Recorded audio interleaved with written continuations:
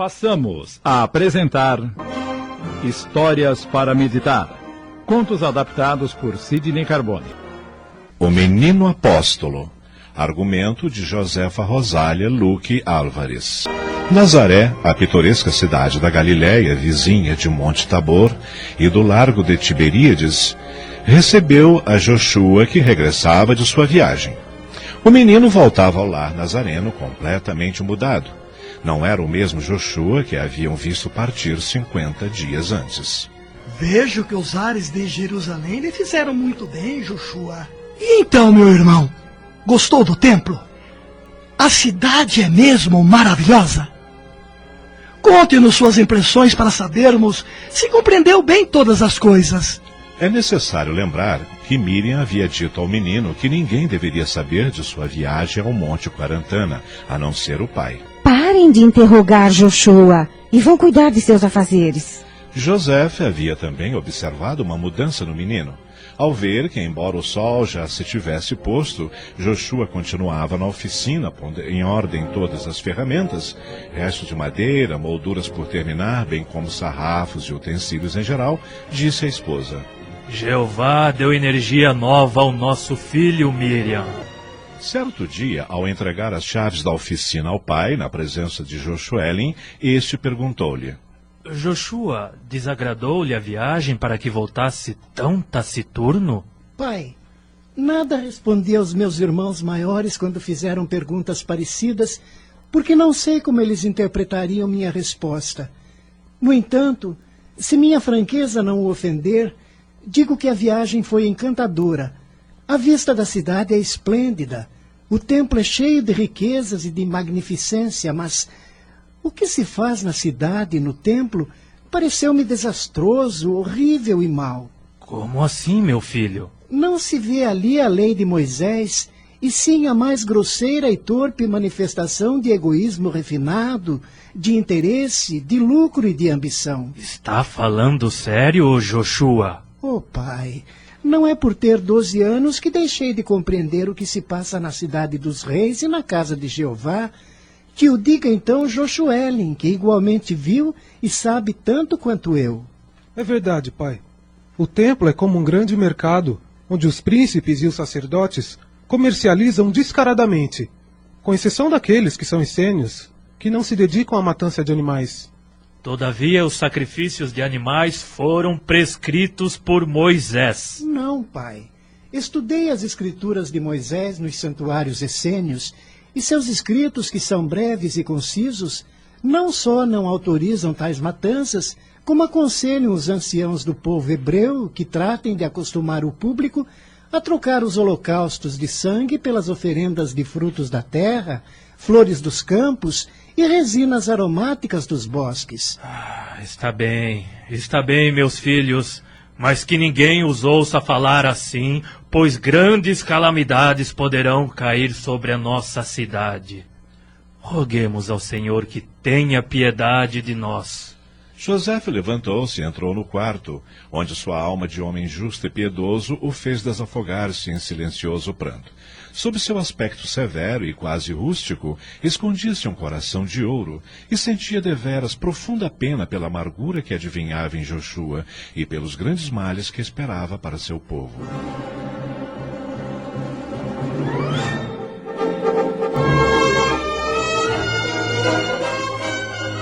Quase 3 anos se passaram. Joshua continuava em seu lar, em Nazaré, cuidando das tarefas de chefe da oficina de seu pai, sem que por isso deixasse de ajudar Miriam em seus afazeres de dona de casa, que consistia em renovar os cântaros de água trazida da fonte, remover os secadores de frutas, regar as hortaliças e as plantações do horto. Uma grande tristeza começava a infiltrar-se em seu espírito, como se uma sombra fosse escurecendo pouco a pouco. Assim, ia sentar-se no horto em um banquinho feito por ele mesmo, para meditar. Ao lado estava instalado um original sinalizador que ele inventara para que sua mãe o chamasse quando fosse necessário. Naquele lugar afastado da casa, o homem-luz, de 15 anos de idade, dialogava com seu eu interno. Foi para isto que entrei na vida física, deixando aquele esplêndido e divino céu dos amadores que Antúlio descreveu em seus maravilhosos relatos? para regar hortaliças, matar formigas, remover os secadores de frutas, guardar os martelos e ferramentas com que lavram as pedras? Para vegetar como um animalzinho qualquer que come, dorme e trabalha? Estudar os livros sagrados para quê? Se os doutores e os sábios de Israel os deixam ser roídos pelas traças em armários fechados e redigiram outros que delineiam caminhos novos para a humanidade, a qual, se era má por força do egoísmo e da ignorância, está ficando proporcionalmente pior, afastando-se cada vez mais da verdadeira lei divina escrita por Moisés? Os profetas. Quem hoje em dia se preocupa com os profetas, se existem tantos sábios e doutores que interpretam as leis de Deus de maneira a não prejudicarem as conveniências dos poderosos e mantenham o povo progressivamente mais submisso e escravizado? Se os grandes profetas da antiguidade foram esquecidos, como posso sonhar em ser escutado? Pobre de mim, desaparecido entre as ferramentas de um humilde horto galileu. Que fugaz e enganosa visão é a dos anciãos de nossos santuários essênios, que alimentam a ilusão de que eu seja o Messias de Israel. Eu, um mísero adolescente desconhecido, filho de artesãos galileus, com relação aos quais se diz que desse meio nada de bom pode sair.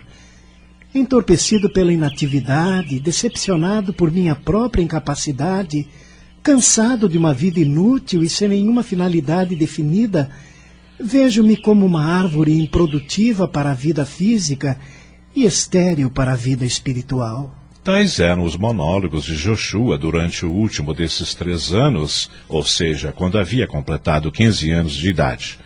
Miriam, sua mãe, adivinhava que algo insólito e anormal se agitava no coração do filho, mas não conseguia arrancar uma única palavra a esse respeito. Certa manhã primaveril, o menino empreendeu a terceira viagem à fonte para buscar água. Como não regressou até o meio-dia, Miriam começou a ficar preocupada. Será que aconteceu alguma coisa com Joshua? Como durante a noite anterior havia caído chuva mansa e serena, as flores borrifadas de orvalho pareciam derramar lágrimas sobre os pés desnudos de Joshua. Por isso, ele se dirigia para a fonte com grande lentidão. Faltavam ainda uns 50 metros para chegar, quando viu os pés miúdos e cheios de pó aparecerem dentro de um matagal junto ao qual estava um cântaro vazio. O que é isto? Joshua deixou seu cântaro ao lado do caminho e, abrindo suavemente as trepadeiras que entrelaçadas formavam uma sombria gruta, inclinou-se para saber o que tinha acontecido ao dono daqueles pés. Viu que era uma menina que gemia tristemente e cuja respiração, bastante rápida e cansada, indicava próxima crise nervosa. Conduído, ele ajoelhou-se para fazer-se ouvir por ela. Ao ver-lhe o rosto, reconheceu-a. Abigail?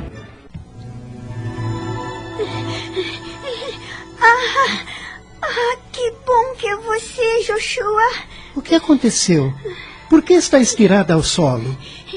Eu vinha de casa fazendo a terceira viagem para buscar água, quando fui perseguida por um homem mau. Então, comecei a gritar e ele, com medo de que alguém ouvisse, fugiu, desaparecendo atrás de um barranco.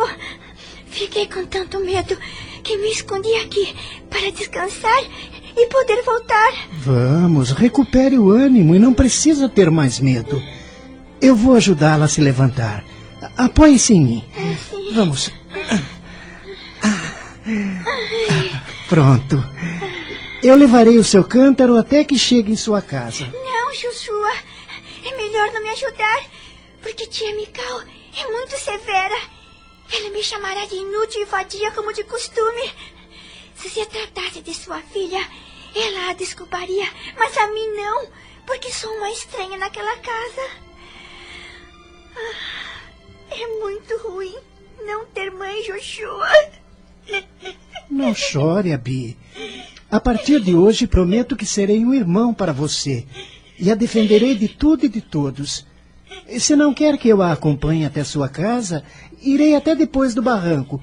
Portanto, nada terá a temer. Vamos até a fonte, onde molarei sua testa e beberá um gole de água pura. Vai lhe fazer bem. Você é muito bom, Joshua. Obrigada. Joshua levantou o cântaro da menina e o seu e dirigiram-se para a fonte. Por que sua tia não manda que a filha dela a acompanhe à fonte? Porque Maria não tem tempo. Vive preocupada em fazer bordados e aplicações em seus vestidos para ficar cada dia mais bela. E eu executo o serviço de empregada. Ela tem mãe e eu não. Compreende? E seu pai não olha por você? Desde que se casou com a mulher com quem vive hoje, não quer saber das filhas. Minhas irmãs estão servindo outros parentes e levando uma vida sacrificada, igual a minha. Nosso mal não tem remédio, Joshua. Como não? Você vai ver como eu arranjo um remédio. O que você pode fazer se é tão pequeno como eu? Completei 15 anos neste inverno. Comecei a ser um homem. E se Jeová não me deu a vida só para matar lagartos, creio que posso fazer algo por você, sim. Mas o quê? Amanhã eu virei à fonte e nos encontraremos novamente. Tenho quase certeza de que lhe darei uma boa notícia. Pronto, chegamos. Joshua encheu o cântaro da menina e deixou o seu no alto de uma árvore atado a uma corda. Fez com que ela bebesse água na cavidade de suas mãos, molhou-lhe repetidamente a testa e as mãos e, quando a viu mais tranquila... Vamos embora? Vamos, sim. Mas antes, eu preciso fazer algo. Espere um pouco. Joshua encheu o surrão, ou seja, o saco de couro que trazia preso à cintura, com pequenas pedras e apanhou uma sólida vara comprida. Depois disse à menina, sorrindo. Isto afugentará qualquer inimigo. Abigail estava assombrada e ao mesmo tempo admirada diante da decisão de seu companheiro. Pronto, agora podemos ir. Dê-me sua mão e não tenha medo.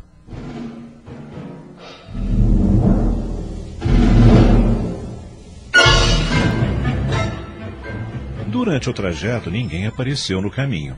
Quando se aproximaram da propriedade onde a menina morava, esta despediu-se, e Joshua ficou parado a uns 50 passos da casa perdida entre figueiras e oliveiras, e não foi embora até que a viu entrar, saudando de longe, agitando a mão. Este pequeno incidente, à primeira vista sem importância alguma, produziu uma forte reação em seu espírito. Havia alguém que naquele momento necessitava dele em sua vida. A pobre órfã, com apenas 12 anos de idade, levava sobre sua boa alminha uma carga de humilhações, de desenganos e de dores. Não serei Messias nem profeta, se não estiver no meu destino sê-lo. Contudo, serei um homem útil aos fracos e pisoteados na vida, tratando de aliviá-los em suas aflições e incertezas. As vidas extraordinárias o Senhor as dá a quem as pode viver com méritos e com acerto em benefício da humanidade. Não sou ninguém para pretender viver uma dessas vidas. O grande amor dos anciãos por mim deixou-os ofuscados, fazendo com que vissem em minha pobre pessoa o desejado de Israel. Joshua, prepare-se humildemente para ser um homem de bem, capaz de amar seus semelhantes e fazer-lhes todo o bem que te seja possível, sem tornar a pensar em grandezas sublimes, que nunca estarão ao seu alcance. Joshua voltou à fonte, carregou o cântaro cheio de água e retornou para seu lar, onde encontrou a mãe, que o esperava com certa preocupação. O que aconteceu, Joshua? Por que demorou tanto, meu filho? Não aconteceu nada de extraordinário, mãe. Apenas encontrei uma pobre menina assustada por causa de um homem mau que tentou persegui-la. Tive que acompanhá-la à sua casa e levar-lhe o cântaro, pois a pobrezinha estava tão trêmula que não tinha condições de segurá-lo. Seu pai estava muito preocupado e já ia sair por aí à sua procura. Não era necessário, mãe. Já sou grande e forte, e pode ser que aconteça outras vezes o que ocorreu hoje. Está bem, meu filho. Agora sente-se para comer. Deve estar faminto. Enquanto o filho comia em silêncio, sem saber por quê, Miriam sentiu algo como uma grande preocupação no fundo do seu espírito. Parecia-lhe que, ao mesmo tempo que Joshua demorou em ir e vir da fonte, o haviam mudado profundamente e que, por isso, deveria temer alguma coisa. 2 dias depois, Joshua voltou a encontrar-se com a órfã, cuja alegria por vê-lo encheu de satisfação. Que alegria pensar que já não estou tão só no mundo, Joshua. Estas simples palavras caíram qual suave orvalho sobre a alma entristecida do adolescente, que se julgava não só supérfluo, como até inútil no mundo. Entretanto, limitou-se a sorrir ao mesmo tempo em que estendia para a menina uma pequena sacola que tirou de seu cântaro vazio. Tome, Abi. Isto é para você.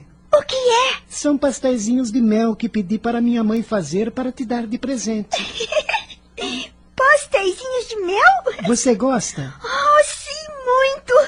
E como vem de você, gosto ainda mais. Entretanto, é melhor comermos aqui os dois, porque não posso levá-los para casa.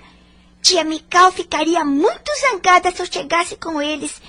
Iria fazer muitas perguntas e... Eu prometi a você que remediaria sua situação, não prometi? Sim.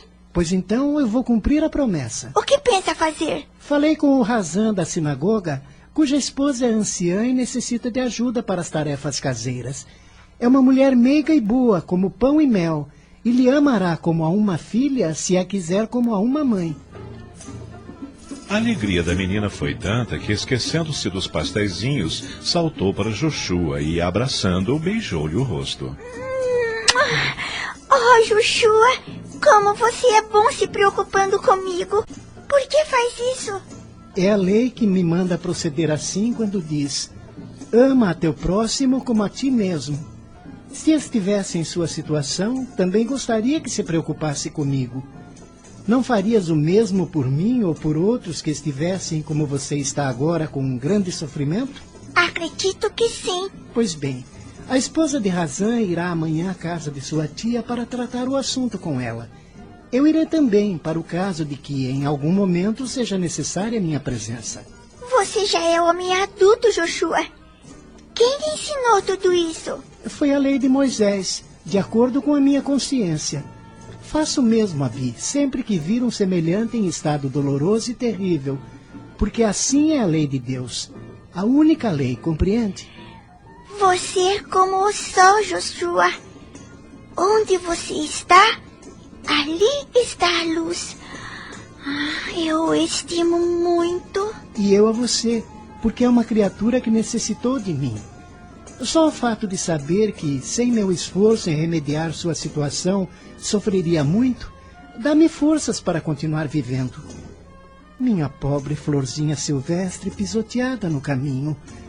Asseguro-lhe que Jeová a escolheu para me fazer amar a vida nestes momentos em que julgava morrer de decepção e tédio. Você não imagina que coisa espantosa é julgar-se inútil no mundo. Por que está chorando, Abi? Não está contente de eu haver solucionado sua situação? Não, Joshua, não. Porque quando se der conta de que já não necessito de você, vai querer morrer novamente e eu ficarei só. Portanto, deixe-me padecendo como estou, pois assim continuará vivendo para mim. Eu necessito de você. Ah, pobrezinha tonta. Não percebe que estou contente em saber que me quer? Não entende que nunca mais voltarei a pensar que sou inútil, visto como fui capaz de lhe consolar? Consolar uma dor, Abi, é assemelhar-se aos anjos de Deus. Os homens deste mundo procuram tornar-se grandes e deixam de lado o único caminho para sê-lo: consolar os que sofrem e derramar o bem sobre a terra. Selemos nossa amizade, Joshua, comendo juntos os pastéisinhos de sua mãe. Está bem. Eu vejo que compreendeu que seremos bons amigos. Quando já estiver em casa de Hassan, vou lhe ensinar uma porção de coisas belas, das muitas que eu sei. Tal como havia dito, no dia seguinte, Joshua acompanhou a esposa de Hassan à casa da tia Mikau. Esta, nervosa, irritou-se com a pobre órfã, tratando de convencer a todos que ela não servia para nada e que nem sequer compensava o alimento e o vestuário que lhe era dado.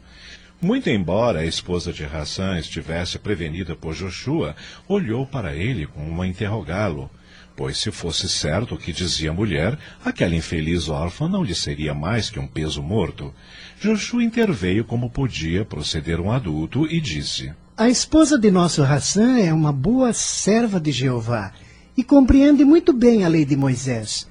Como seus filhos já estão casados e não pesam mais em seu orçamento, pensou em tomar uma menina para ensiná-la à sua maneira e que ao mesmo tempo lhe sirva de companhia em seu lar solitário. Sendo Abigail, como a senhora mesmo disse, tia Mical, uma menina que não sabe fazer nada direito, deixe que esta boa senhora tome o cuidado de educá-la, já que assim o deseja. E por que se preocupa com esse assunto, menino? Acaso é parente dessa senhora? A bondosa anciã interveio em favor de Joshua. Joshua não é meu parente, mas sim discípulo de meu esposo. Além disso, veio para guiar-me, já que não sabia onde ficava esta casa. E como veio a saber desta rapariga, minha sobrinha? É bem notório em Nazaré, onde tudo se comenta na fonte, que a pequena órfã pesa demasiado em seu orçamento. E como esta senhora necessitava de uma menina para sua companhia, eu a indiquei. Responda-me, minha senhora, quanto vai pagar para minha sobrinha? O salário correspondente às crianças da sua idade. Ah, muito bem, pode levá-la. Mas já estou avisando, eu não quero queixas depois se ela se conduzir de má forma. Fique tranquila, senhora, que eu entendo muito bem de educar crianças. Queira chamá-la, por favor. Abigail! Abigail! Aqui estou, senhora. Vá arrumar suas coisas, faça uma trouxa e depois acompanhe essa senhora. Está bem. Vamos, rápido, rápido, sua molenga. Sim, senhora. Abigail dissimulou muito bem a sua alegria e, ao cabo de alguns instantes, voltou com a trouxa que Joshua se apressou em tomar para levá-la ele mesmo. Já podemos ir. Esperem! O que há, mulher? Eu preciso verificar se na trouxa essa inútil não está carregando alguma coisa que pertence à minha filha. Não faça isso, senhora. É muito doloroso humilhar uma criança. Temos certeza que Abigail seria incapaz de pegar algo que não lhe pertencesse. Acontece que essa preguiçosa... Vamos, minha filha. A bondosa senhora pegou a mão de Abigail e saíram. Joshua levantou a trouxa do solo e, voltando-se para Mical, com uma energia que a assustou, disse-lhe a meia voz: A maldade do seu coração será castigada um dia em sua filha, que eu salvarei de ser apedrejada em praça pública por adúltera. A senhora está avisada. Que força irradiaram aquelas frases que deixaram a mulher como paralisada no lugar, sem poder responder coisa alguma. Quando reagiu, procurou chamá-los para dar uma explicação. No entanto, não viu nenhum deles em parte alguma, por ser o caminho muito tortuoso, cheio de arbustos e trepadeiras. A ofensa recebida por Abigail havia avermelhado seu rosto e, enquanto caminhavam, ela começou a chorar baixinho. Joshua tomou-a pela mão e perguntou-lhe: Está chorando por deixar a casa onde sofreu tanto? Não, Joshua. Estou chorando de vergonha por terem me julgado uma ladra. A boa anciã, a quem todos chamavam de avó Ruth, disse-lhe consolando-a: Minha filha, não diga isso que me ofende. Acha que não compreendemos a maldade de sua tia? Procure esquecer essa casa e seus moradores para sempre, Abi. O Razan ajeitará as coisas de tal forma que seus salários fiquem depositados em lugar seguro para formarem seu dote no futuro, pois nem a tia Mical nem seu pai merecem a confiança daqueles que lhe protegerão a partir deste mundo. Não se preocupe com outra coisa senão em ser boa e feliz, bem dizendo ao Senhor porque teve piedade de você.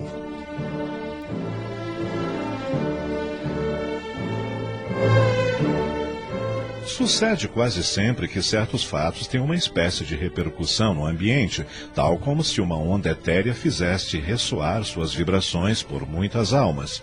Assim, a proteção dada por Joshua à pobre órfã teve que repetir-se em diversos outros casos, como se os desamparados e desvalidos houvessem sido enviados ao Messias adolescente para que ele os amparasse na situação em que se encontravam.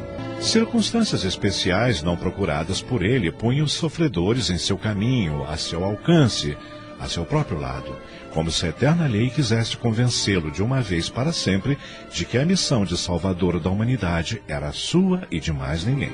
Abigail era a primeira e humilde florzinha de seus jardins de amor, e foi assim que ele teve para com ela uma terna solicitude e afeto que jamais conheceram decréscimos no seu coração.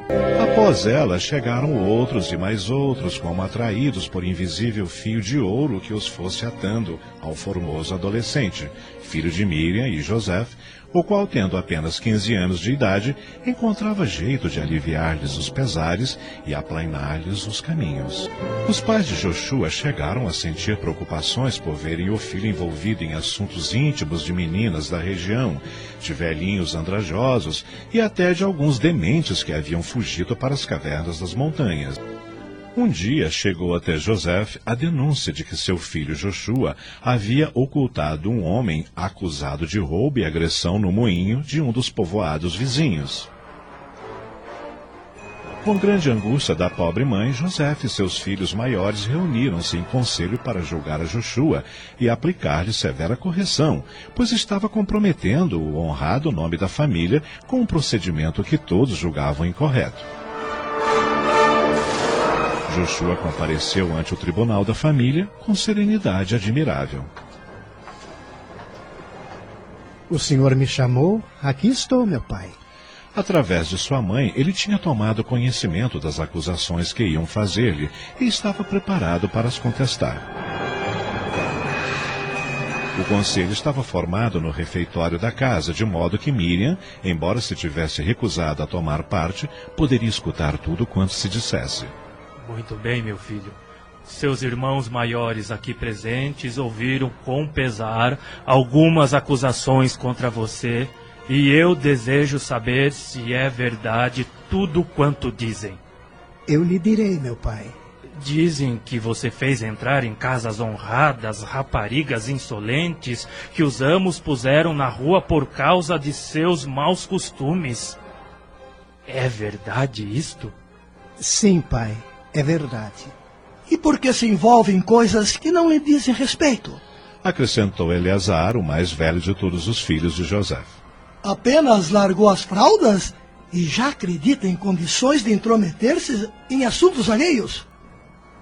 Se me deixarem falar, eu explicarei. Fala então, Joshua. Estamos aguardando. As tábuas da lei foram dadas por Deus a Moisés para tornar melhor os homens e constituem um mandato tão severo que cometer falta contra ele é um grande pecado contra Deus. Na tábua da lei está escrito: ama a teu próximo como a ti mesmo. Pois bem, meus próximos são aquelas garotas maltratadas por seus amos e jogadas na rua como cães sarnosos, depois que as transformaram em pasto de seus vícios e de suas grosserias. Eleazar, se sua pobreza o obrigasse a mandar suas filhas para servirem em casas ricas, gostaria de vê-las rodar pelas ruas, arrojadas pelos amos por não poderem tirar delas o que desejavam? Não, certamente que não. Entretanto, julga que essas, a quem chama de raparigas insolentes, são diferentes de suas filhas e de todas as meninas que, pela sua posição, nunca se viram nesses casos? Está bem, Joshua. No entanto, não vejo necessidade para que seja você quem deva remediar situações que estão fora do alcance de um jovem de pouca idade. Tenho 15 anos completos, meu pai. E além disto, limitei-me a mencionar os casos que chegaram a meu conhecimento ao Razan, aos terapeutas e também a algumas pessoas de posição e consciência desperta, para que tomassem a seu cuidado a forma de remediar tantos males. Matias, o segundo dos filhos de José, disse: Mas o caso é que o acuso de intromissão naquilo que não lhe diz respeito. Sim, já sei, porque os amos querem saborear o prazer da vingança. Querem ver as raparigas que jogaram na rua, mendigando um pedaço de pão e dormindo nos umbrais. Que beleza, hein? E nós, impassíveis, com a lei debaixo do braço e sem mover uma palha do solo por um irmão desamparado. Em vez disso, mais teria valido sermos pagãos, que, não tendo nenhuma outra lei, senão sua vontade e seu capricho, pelo menos são sinceros consigo mesmos e com os demais, visto como agem de acordo com o que são. Alegam que ultimamente ocultaste um ladrão denunciado à justiça porque roubou um saco de farinha no moinho de Naima. Isso é verdade? É verdade, sim, pai. É um homem que está com uma mulher enferma e 5 filhinhos pequenos pedindo pão. Por sua mulher encontrar-se tísica, não querem dar-lhe trabalho no moinho onde ele foi implorar. Ao sair, passou a mão num saco de farinha para levar pão a seus filhos, que não comiam desde o dia anterior. Se esse homem não voltasse para casa, as crianças chorariam de fome e a mãe enferma sofreria terrível desespero. Além disso, o saco de farinha foi pago pela avó Ruth. É justo continuar perseguindo esse pobre homem? Sim, eu o tenho escondido e não direi onde, ainda que me mandem açoitar. Joshua disse isso com tal energia que assombrou a todos. Miriam, que a um canto tudo ouvia, implorou quase num grito. Basta, Joseph, basta! A pobre mãe, que vertia lágrimas amargas por ver seu filho de só 15 anos submetido a um conselho de família por causa de suas obras de misericórdia, que bem poucos conseguiu interpretar, no elevado sentido com que ele as realizava, prosseguiu. Até quando vai atormentá-lo? Com um interrogatório indigno de servidores de Deus, que nos manda sermos piedosos para com o próximo. Todos voltaram o olhar para Miriam, que, pálida e chorosa, parecia suplicar com seus olhos. Está bem, Miriam, está bem. Não interprete assim as coisas, pois só queremos instruí-lo para que não provoque a cólera de certas pessoas que não suportam ver ninguém intrometer-se em seus assuntos. Os irmãos maiores, para quem aquela mulher era algo tão sagrado como a sua própria mãe, guardaram silêncio e, sem agressividade nem zanga, despediram-se. Até amanhã. Até amanhã. Até amanhã. E foram para suas casas. Quando os 3 se viram a sós, Miriam, chorando, abraçou-se com o filho, a quem amava acima de todas as coisas da terra, enquanto Joseph, profundamente comovido, não conseguia pronunciar uma só palavra. Mãe, não chore. Prometo não dar mais motivo para que suceda isso novamente aqui em casa. Não era necessário que viessem seus filhos maiores, Joseph, para corrigir o meu. Eu, como mãe, tenho mais direito sobre ele do que ninguém. E sou suficiente para corrigi-lo, se cometer faltas. Por que humilhar assim meu filho e a mim?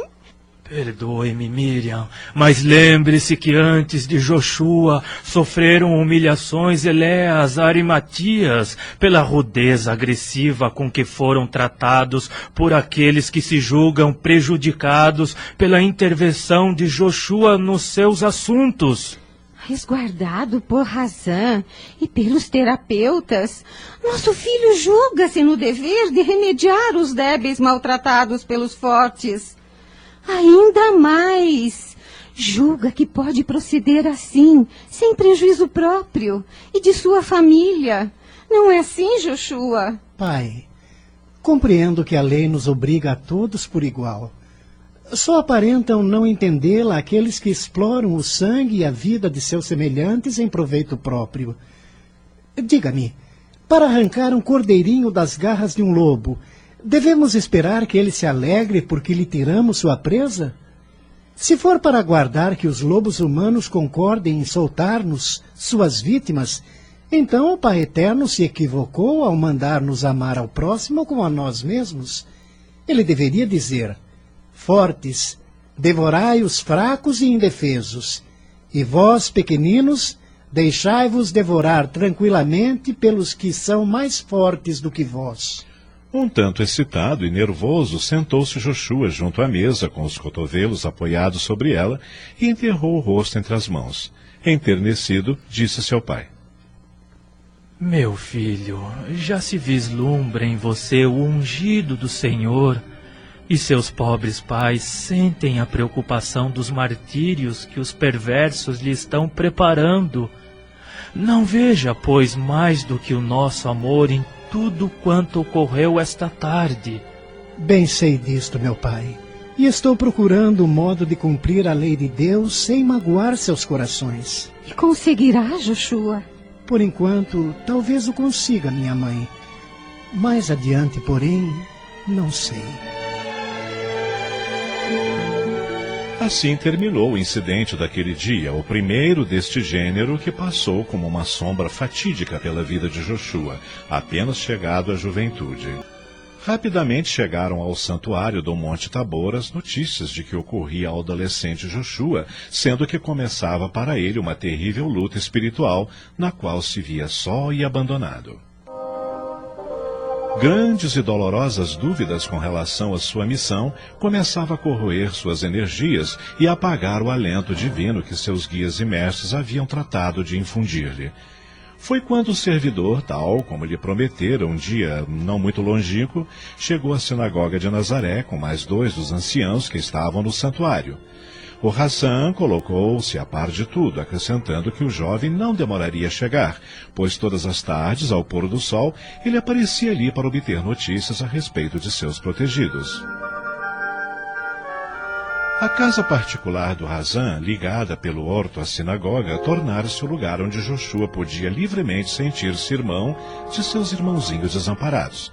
A avó Ruth, com Abigail como ajudante, preparavam roupas e às vezes pasteizinhos e guloseimas para que o jovem tivesse a satisfação de aliviar as dolorosas situações de miséria e fome daqueles que precisavam de um teto que os cobrisse e de uma mesa familiar ao redor da qual pudessem receber seu pão.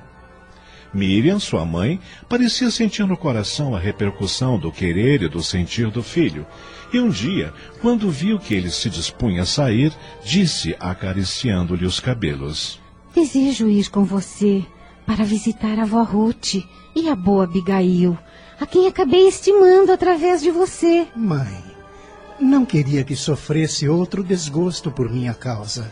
Desgosto por quê? Estou certa de que não faz nada de mal. Espere só um instante, enquanto ponho o véu, e então iremos. Quando a mãe retornou, Joshua viu que ela trazia uma sacola bastante grande, mais uma trouxa muito bem acondicionada e uma cestinha primorosamente enfeitada com laços de várias cores. Esta cestinha é para Abigail, sua amiguinha, e você a levará. Está bem, mãe, obrigado. Também levarei essa trouxa que é muito pesada para a senhora. A mãe entregou-a sem dizer nada e saíram. Aquelas ruelas estreitas e tortuosas em que as casas não estavam alinhadas e, além disso, interceptadas por hortas e plantações, tornavam maiores as distâncias, pois o transeunte não podia ver o que havia a 30 passos de onde estava. Depois de terem andado um pouco, saiu de dentro de uma moita um garotinho esfarrapado e fraquinho, cuja simples aparência confrangia o coração. Joshua! Eles pararam, e o garotinho se achegou, dizendo: Vim aguardá-lo passar porque no pátio da avó Ruth são muitos os que esperam, e como eu não tenho forças para abrir caminho, sempre volto para casa com um único pãozinho, e somos 4 irmãos. Com os olhos umedecidos, Joshua olhou para a mãe, que também estava prestes a romper em pranto. Vem conosco, filhinho. Não podemos abrir os volumes na metade do caminho. Contudo, cuidarei para que não volte para casa com um único pãozinho. Você já comeu hoje? Eu cozinhei o trigo que a Abi me deu há uns dias e temos ainda uma parte para amanhã. E por que sua mãe não cozinha? O garoto olhou para Joshua assustado, ao que este disse: Mãe, esta família é daquele homem que havia apanhado um saco de farinha no moinho. A mãe está enferma e o Santiaguinho, que é o maior, cuida de todos. O pai, perseguido como ladrão, não pode voltar para casa. As palavras de Joshua fazem explodir a ternura na alma de Miriam, que começou a chorar sem tratar de esconder o pranto. Por isso que não era do meu agrado que viesse comigo, para ver de perto a dor que estou bebendo há tempos. Volte, minha mãe, que eu sozinho sou suficiente para sofrer por todos. Não, meu filho, já estou bem. Quero ir com você aonde for. Sigamos. Voltaram a caminhar. Miriam levava pela mão o pobre menino, que furtivamente beliscava alguns figos secos e duros que tirava do bolsinho da túnica.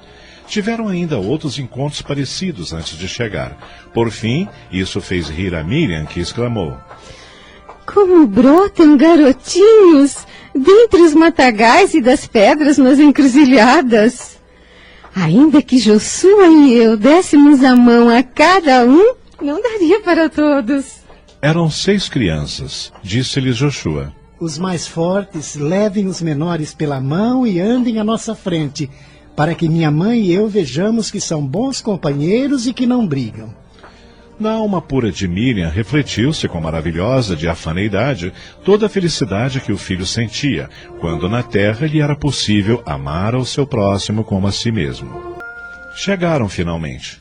Grande foi a surpresa de Joshua quando se encontrou com os 3 anciãos que, nessa manhã, haviam chegado do Monte Tabor, cujo santuário era o mais próximo de Nazaré. Cumprimos nossa promessa, Joshua. Prometemos visitar-lhe e aqui estamos. Com um tom de voz que detonava tristeza, respondeu o jovem. Mas tardastes tanto que todas as luzes que haviam acendido em minha alma se apagaram, ou talvez transformadas em vagalumes, me escaparam do coração. Permiti-me que atenda aos meus amiguinhos desamparados e logo estarei com vocês. Longe dos senhores, meu filho padece muito. Já o sabemos, é por isso que estamos aqui. Que pensam fazer? Curar-lhe as feridas que o egoísmo humano lhe infligiu prematuramente. Confiar em nós, Miriam, que o Altíssimo nos ensinará o que devemos fazer com o seu filho. A pequena Abigail, inteiramente transformada em ânfora de alegria, aproximou-se de Miriam. Venha, mãe Miriam, que eu a guiarei até onde a avó Ruth e Joshua estão. Ela seguiu a menina por um sombreado caminho entre cerejeiras em flor, que ia terminar num grande pátio revestido de pedras, onde algumas enormes laranjeiras formavam um espesso teto esverdeado, salpicado de pequenas flores brancas. Achava-se sentada ali, em esteiras ou em rústicos bancos, uma porção de crianças a quem a avó Ruth, ajudada por Joshua e Abigail, repartia o pão e as guloseimas. Miriam entregou à menina a preciosa cestinha que lhe trouxera, cheia de frutas açucaradas e pasteizinhos de mel, e mandou que Joshua abrisse a trouxa, que continha grande quantidade de lenços de cabeça, meias, gorros e túnicas de diversos tamanhos e cores. Quando terminaram de repartir equitativamente todos os presentes, Miriam entregou à boa avó Ruth, em nome de seu filho, a sacolinha que ela trouxera sob o manto e que continha a 1/3 do produto do dote que ela levara ao matrimônio. Soma essa que se destinava a aliviar as privações das famílias necessitadas que estavam sendo socorridas pelo filho. Que o Pai abençoe, Miriam. Não calculo quanto isto será útil. Joshua abraçou a mãe enquanto lhe dizia a meia voz: Eu sabia, minha boa mãe, que compreenderia os meus sentimentos. Os olivedos e as plantações que meus pais tiveram em Jericó são atualmente administrados por um dos irmãos de Joseph, seu pai. E ele trará aqui, todos os anos, a 1/3 da colheita, para o mesmo fim a que dei esta sacolinha. E dirigindo-se para a avó Ruth: Avó Ruth? Sim, minha filha. Estabeleço como única condição que ninguém, a não ser a senhora mesma, saiba de onde vem o benefício. Promete-me? Eu prometo pela memória de meus falecidos pais.